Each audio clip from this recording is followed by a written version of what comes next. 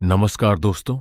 स्वागत है फिल्मी क्राइम्स के एक और नए वीडियो में, जहां हम आवारापन 2 को एक्सप्लेन करने जा रहे हैं। चलिए बिना देरी के शुरू करते हैं। कहानी की शुरुआत में हमें इमरान हाशमी, जिसका नाम शुभम है, दिखाया जाता है। वह अपनी गर्लफ्रेंड आलिया की कब्र पर जाता है और अपने अतीत को याद करता है, जिसमें दिखाया जाता है कि उसकी गर्लफ्रेंड की मौत हो चुकी है। तभी उसे बच्चे के रोने की आवाज सुनाई देती है। कोई उसे कब्रिस्तान में छोड़कर चला गया था। शुभम उस बच्चे को अपने साथ ले जाता है और उसे अनाथालय में दे देता है। वह लड़की की देखभाल के लिए पैसे भी देता है और उसकी तबीयत ठीक न होने पर डॉक्टर की व्यवस्था भी करता है। वह उसका पूरा ध्यान रखता है। वह उसका नाम आलिया रखता है। कुछ साल बाद आलिया बड़ी हो जाती है और वह शुभम से मिलना चाहती है। तभी हमें पता चलता है कि आलिया को कोई अडॉप्ट करना चाहता है। तो वह शुभम से मिलकर कहती है, तुम मुझे अडॉप्ट कर लो, हम एक फैमिली बन जाते हैं। शुभम बोलता है, मैं अपना ध्यान नहीं रख सकता, तुम्हारा ध्यान कैसे रखूंगा? तुम्हारे नए पेरेंट्स बहुत अच्छे होंगे। आलिया उस फैमिली के साथ जाती हुई दिखाई देती है और शुभम से कहती है कि जब तुमको मैं बुलाऊं तो तुम चले आना। आलिया के जाने के बाद शुभम आलिया को मिस करता है। तभी हमें एक अनजान आदमी दिखाई देता है, जो एक एजेंट है। वह शुभम को बताता है कि आलिया के नए पेरेंट्स मर चुके हैं, जो कि आलिया को अडॉप्ट करने आए थे। ये दोनों चाइल्ड ट्रैफिकिंग टीम के मेंबर थे और आलिया को बेच दिया गया है। वह शुभम से हेल्प मांगता है कि तुम इन्हें पकड़वाने में मेरी हेल्प करो। तो फिर शुभम सोचता है कि मैं आलिया के लिए उन्हें ढूंढने में मदद करूंगा। वह शुभम को बताता है कि बैंकॉक में 2 गैंग हैं, जिसमें से एक है अमृत, जो दिहाड़ी मजदूर था। उसके हाथ में एक दिन कोकीन का पैकेट लग गया, जिससे उसकी किस्मत बदल गई। वो packet queen of Bangkok, Nafisa Nawab का था, जो दूसरी गैंग है। तभी से दोनों में लड़ाइयां चल रही हैं। पुलिस वाला बताता है कि आलिया अमृत सिंह की गैंग के पास है, क्योंकि उसने चाइल्ड ट्रैफिकिंग का बिजनेस शुरू कर दिया है। तो तुम्हें उसकी गैंग में शामिल होना होगा और आलिया की तरह 40 बच्चों का पता करना होगा, जो इंडिया, पाकिस्तान और नेपाल से अगवा किए गए हैं। तभी हमें शुभम बैंकॉक में नजर आता है। अमृत का बॉडीगार्ड जयदीप है, जो उसे हर तरह से बचाता है। वहीं अमृत का फाइनेंशियल मोहम्मद अली खान देखता है, जो उसके पैसों का हिसाब किताब रखता है। अमृत की सबसे बड़ी कमजोरी उसके 3 बच्चे हैं। उसके बड़े बेटे को ऑंगटेमगिम की बीमारी है, इसलिए उसकी बहन जारा उसका ख्याल रखती है। सबसे छोटा बेटा जोराबर है, जो चाइल्ड ट्रैफिकिंग का बिजनेस कर रहा है। अमृत के पिता जोराबर के इस काम के खिलाफ थे और उन्होंने उसे चाइल्ड ट्रैफिकिंग न करने के लिए कहा। लेकिन जोराबर ने अपने पिता की बात नहीं मानी और उन्हें भी मौत के घाट उतार दिया। सभी लोग अमृत के अंतिम संस्कार पर जाते हैं, जहां नफीसा की गैंग हमला कर देती है। वहां से तीनों भाई बहन एक टैक्सी को रोकते हैं, जो शिवम की होती है। वहीं हमें देखने को मिलता है कि अभी भी दूसरी गैंग उनके पीछे है। शिवम उन्हें उस गैंग से बचा लेता है। इसके बाद हमें दिखाया जाता है कि शिवम अपने दर्द को कम करने के लिए फाइट करता है। तभी जारा उसे एक मैसेज पहुंचाती है, जिसमें लिखा होता है, stay away from my world. Shivam के बारे में जयदीप और महमूद अली को पता चलता है कि शिवम मलिक के यहां काम करता था और उसने अपने बॉस को ही मार दिया था। फिर वह उसे अपने साथ काम करने को कहता है और एक टास्क देता है, जिसमें उसे ओमावर को, जो नफीसा की गैंग मेंबर है, जोरावर के पास ले जाना है। शिवम इस टास्क को करने में सक्सेस हो जाता है, जिससे जोरावर बहुत खुश होता है। ये सब बातें जब जोरावर को पता चलती हैं, तो वह उसे बहुत काम का बताता है और अपनी गैंग में शामिल कर लेता है। यहीं से हमें पता चलता है कि जोरावर अब शिवम पर भरोसा करता है और अपने भाई बहन की जिम्मेदारी भी उसको सौंप देता है। अब उसे दोनों का ध्यान रखना था। जोरावर शिवम से कहता है, हमारी गैंग के अंदर ही एक गद्दार छिपा है, तुम्हें उसका भी पता लगाना है। दूसरी ओर शिवम पुलिस वाले से कहता है कि हम जोरावर को मार क्यों नहीं देते। तब पुलिस वाला बताता है कि बच्चों की लोकेशन सिर्फ जोरावर को ही पता है, तुम्हें उसका विश्वास जीतना होगा। शिवम पुलिस वाले को बताता है कि जोरावर ने उससे गद्दार ढूंढने का बोला है। तभी पुलिस वाला सबके बारे में बताता है और जयदीप का पास्ट भी बताता है कि जो कोकीन का पैकेट था वो जयदीप से ही छूट गया था और वो तभी से नफीसा से भागता फिर रहा है। शिवम जयदीप पर शक करने लगता है और उसे रंगे हाथ पकड़ने की कोशिश करता है।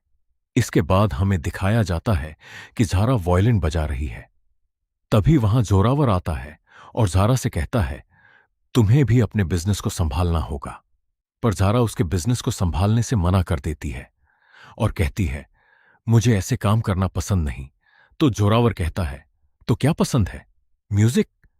मॉम को भी तुम्हारी तरह म्यूजिक पसंद था, अब क्या हुआ? उनके साथ ये तुम भी जानती हो, कहीं तुम्हारे साथ भी यही ना हो जाए। जोरावर का कहने का मतलब था कि उसकी मां ने सुसाइड कर लिया था। यह बात सुनकर झारा को बहुत गुस्सा आ जाता है और वह उसे थप्पड़ मार देती है। जोरावर अपनी बहन को कुछ नहीं कह पाता, लेकिन गुस्से में उसका वॉयलिन तोड़ देता है और वहां से चला जाता है। फिर सीन शिफ्ट होता है। वहां शिवम को दिखाया जाता है जो रेस्टोरेंट में जयदीप का वेट करता है, क्योंकि उसे लगता है कि यहां पर जयदीप नफीसा से मिलने आएगा। असली ट्विस्ट यहीं पर आता है। नफीसा का इन्फॉर्मेंट जयदीप नहीं बल्कि जोरावर की बहन जारा है। नफीसा जारा को बताती है, नहीं, जारा के पूछने पर कि तुमने अंतिम संस्कार वाले दिन हमला क्यों कराया, तो नफीसा कहती है कि मैंने हमला नहीं करवाया, शिवम ने हमला कराया। जारा को यह बात सुनकर बहुत बुरा लगता है और वह इस बात पर विश्वास नहीं कर पाती। पर नफीसा उसे बताती है कि तुमने शिवम के बारे में अच्छे से पता नहीं किया और उसके बारे में पूरी इंफॉर्मेशन नहीं निकाली। इसके बाद जारा को नफीसा की बात पर विश्वास हो जाता है। शिवम जारा का पीछा करता है और दोनों ही एक दूसरे पर बंदूक तान देते हैं। जारा कहती है, मैंने तुम पर भरोसा किया था, पर तुमने मेरा भरोसा तोड़ा। तुम किस मकसद से यहां आए हो ये बताओ। तो शिवम उससे सब सच बताता है और कहता है, तुम्हारा भाई चाइल्ड ट्रैफिकिंग का बिजनेस कर रहा है और मैं उन्हें बचाने आया हूं, और तुम मुझे मार भी दोगी तो भी उन बच्चों को बचाकर ही रहूंगा। वहीं दूसरी तरफ शिवम जोरावर को कॉल करके बताता है कि मोहम्मद ही वह शख्स है जो नफीजा के साथ मिला हुआ है। वह जोरावर को कुछ ऐसे पेपर्स दिखाता है जिनमें मोहम्मद द्वारा पैसों की हेराफेरी किए जाने की बात सामने आती है। इन दस्तावेजों में यह भी दिखाया गया है कि नफीजा ने मोहम्मद को पैसे भेजे हैं। यह सब देखकर जोरावर जयदीप को मोहम्मद को मारने का आदेश देता है। जयदीप ऐसा नहीं करना चाहता, लेकिन जोरावर के आदेश के आगे मजबूर होकर वह मोहम्मद पर गोली चला देता है और उसकी जान ले लेता है। इस घटना के बाद जयदीप को अपने के पर बहुत पछतावा होता है, लेकिन असली सच्चाई कुछ और ही थी। मोहम्मद के खिलाफ दिखाए गए ये सारे पेपर्स असली नहीं थे, बल्कि शिवम की एक सोची समझी चाल थी। उसका मकसद जोरावर के गैंग के अहम लोगों के बीच गलतफहमी पैदा करके धीरे धीरे उसकी ताकत को कम करना था। जारा शिवम को बताती है कि वह अपने भाई सिकंदर को इस खतरनाक माहौल से दूर रखना चाहती थी। अपने पिता की मौत के बाद उसे डर था कि नफीजा जोरावर को मार सकती है और सिकंदर को भी नुकसान पहुंचा सकती है। इसलिए उसने मजबूरी में नफीजा से हाथ मिला लिया ताकि वह सिकंदर और जोरावर दोनों को सुरक्षित रख सके। हालांकि अंदर ही अंदर जारा नफीजा की इन्फॉर्मर बन चुकी थी और इसी वजह से वह उससे मिलने गई थी। अब जारा शिवम से वादा करती है कि वह उन लड़कियों को ढूंढने में उसकी पूरी मदद करेगी। इसके बाद जयदीप नफीसा से मिलने जाता है और उससे पूछता है कि क्या सच में मोहम्मद उसके साथ मिला हुआ था। जवाब में नफीसा उसे एक वीडियो दिखाती है जिससे जयदीप को पूरे मामले की सच्चाई समझ आने लगती है। इसके बाद कहानी हमें जोरावर और शिवम के पास ले जाती है। जोरावर शिवम को एक इंटरपोल ऑफिसर दिखाता है जिसकी मदद शिवम अब तक कर रहा था। वह शिवम से कहता है कि यही वह शख्स है जो उनके बिजनेस के लिए परेशानी खड़ी कर रहा है, इसलिए इसे खत्म कर दो। लेकिन शिवम ऑफिसर को मारने के बजाय अचानक अपनी रिवॉल्वर जोरावर की तरफ कर देता है और गोली चला देता है। हालांकि उसकी गोलियां पहले ही खत्म हो चुकी थीं। तभी जोरावर और जयदीप उसे बताते हैं कि उन्हें शिवम पर पहले ही शक हो चुका था। जोरावर उसे यह भी एहसास दिलाता है कि एक दोस्त को खोने का दर्द वह कभी नहीं समझ पाएगा। जोरावर गुस्से में शिवम से कहता है, तूने मुझे धोखा दिया। मैंने तुझे हमेशा अपने भाई की तरह माना था। इसके बाद जयदीप इंटरपोल ऑफिसर को गोली मारकर खत्म कर देता है, जबकि जोरावर शिवम के सिर पर रॉड से वार करके उसे बेहोश कर देता है। जाते जाते जयदीप शिवम से कहता है, अब पुलिस को जवाब देते रहना कि तुमने उस इंटरपोल ऑफिसर को क्यों मारा। इसके बाद शिवम को पुलिस गिरफ्तार कर लेती है और उससे कड़ी पूछताछ करते हुए उसकी जमकर पिटाई भी करती है। शिवम उन्हें बताता है कि वह इंटरपोल ऑफिसर के साथ मिलकर केस पर काम कर रहा था और उसने उसे नहीं मारा, लेकिन पुलिस उसकी बात पर भरोसा नहीं करती। जारा और जोरावर दोनों शुभम से मिलने आते हैं। जारा शुभम को बताती है कि आलिया अब इस दुनिया में नहीं रही और उसका ताबीज उसे देती है।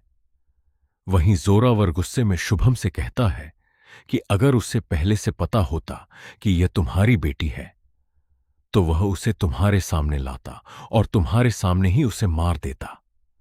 उसकी यह बात सुनते ही इमरान हाशमी उस पर टूट पड़ता है और उसे पूरी तरह काट देता है। जेल में शिवम की कुछ कैदियों से लड़ाई हो जाती है, जिसमें वह बुरी तरह घायल हो जाता है। उसकी हालत देखकर पुलिस उसे इलाज के लिए एम्बुलेंस से हॉस्पिटल ले जाने लगती है, लेकिन रास्ते में शिवम मौके का फायदा उठाकर एम्बुलेंस से फरार हो जाता है। वहीं दूसरी तरफ जोरावर उन छोटी छोटी बच्चियों को उस अंग्रेज के सामने पेश करता है जो उन्हें खरीदने वाला है। इसके बाद जोरावर उससे पूछता है कि तुम्हारा बॉस कब तक आएगा, जिस पर वह जवाब देता है कि वो रास्ते में है। तभी वहां नफीजा शिवम को लेकर पहुंचती है और कहती है कि शिवम को मारने का हक तुम्हारा है, क्योंकि इसी ने तुम्हारे पिता के अंतिम संस्कार के वक्त गोली चलवाई थी। जोरावर शिवम को मारने ही वाला होता है और उस पर गोली चलाने की तैयारी करता है।